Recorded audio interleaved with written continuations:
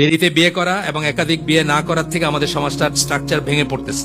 আমরা জানিও না আমাদের ছেলেমেয়েরা কি করতেছে, আমরা কল্পনাও করতে পারি না আমাদের ছেলেমেয়েরা কি করতেছে। উত্তরাতে একটা ফুড কোর্ট আছে আপনার উল্টা সাইডে, ওই বিএনএস সেন্টার, ওইখানে আপনি একদিন 11টার সময় যায়নি স্কুল ডেতে, আপনি দেখবেন ওই যে উত্তরার নাম করা স্কুলগুলার ক্লাস 6-7 ছেলেমেয়েরা হাত ধরে করে বসে এখানে ই করতেছে, স্কুল ফাঁকি দিয়ে খাইতেছে আর আড্ডা মারতেছে, প্রেম করতেছে সোজা বাংলায়। আপনি মনে করছেন আমার মেয়ের চরিত্র ফুলের মতো পবিত্র, আমার মেয়েটা করে না, অন্যরা করে সব। সে তো কোনোদিন জিজ্ঞেস করছেন তাকে তার বিয়ের দরকার কিনা, কোনোদিন জিজ্ঞেস করছেন তার কেমন লাগে, কোনোদিন কোনো সম্পর্ক স্থাপন করছেন না, এটা চোখ বুঝে থাকতে চান। আগে ক্যারিয়ারটা হয়ে নেক, তারপরে বিয়ে দিব। এই কয়দিন আগে একটা ডকুমেন্টারি, কোন একটা টিভি, মাই টিভি না কিসের একটা ডকুমেন্টারি দেখলাম, পার্কের ভিতরে সব স্কুল ড্রেস পরা ছেলে মেয়েরা হাত ধরাধরি করে বসে রয়েছে। বাপ মা ভাবতেছে যে নামি দামি স্কুলে যাইতেছে, ছেলেরা মেয়েরা যাইতেছে, চুল চাষলাই দিতেছে মেয়ের, আর ওই মেয়েকে সারাদিন বসে আছে ওই পার্কের ভিতরে স্কুল ড্রেস পরে।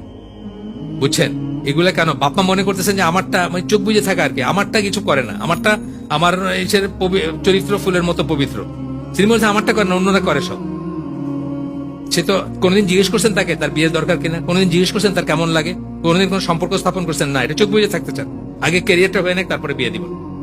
ততদিনে যে কি করতেছে সেটার কোনো এই নাই। এই জন্য আমি বলি যে একাধিক বিয়ে হচ্ছে ওয়াজিব, শুধু সুন্নাহ হিসেবে আমি বলি না। সুন্নাহ তো অনেক বড়, এই লম্বা চুল, কান্দে চুল রাখা, এটা সুন্নাহ হিসেবে আমি বলি না। এর চেয়ে অনেক বড় সুন্নাহ আছে, সেগুলো পালন করেন।